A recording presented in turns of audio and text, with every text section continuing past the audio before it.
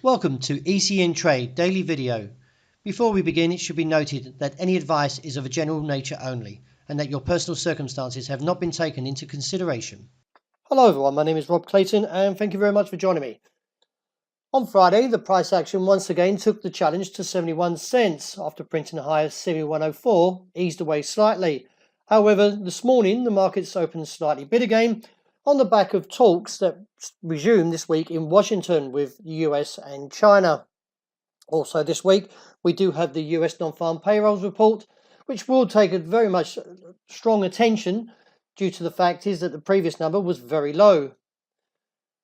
But to kick off this week, China's Cajun manufacturing PMI comes out, and tomorrow we have the Australian data on building approvals, followed by the RBA's announcement on its benchmark interest rate, and along with that to publish a rate statement which will be closely scrutinised because the market is still expecting maybe an easing after recent data that's been coming out has been pointing more to the case.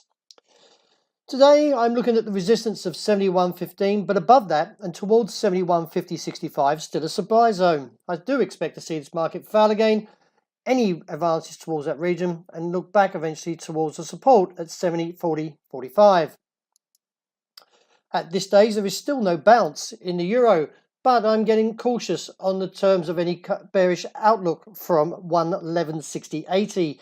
I do believe this could be a base for now, and we could see some profit taking come back into play. So for those trading, do lower your stop losses accordingly to your risk management. On the day though, I see a support of 111.60.80 and resistance at 112.50 as minor. The dollar yen, well, the market is slowly taking on the challenge again to the upside, and as you can see, it's now pressuring the resistance around 110.95.05. We haven't completely broken above there, with 04 being the high this morning. Nevertheless, the market is pressuring the resistance once again.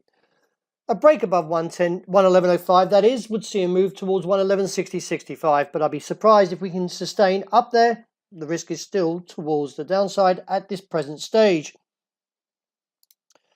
Well, the pound has not bounced, and with the deadline now passed on March the 29th, the Brexit game of chess does still hold to a standstill.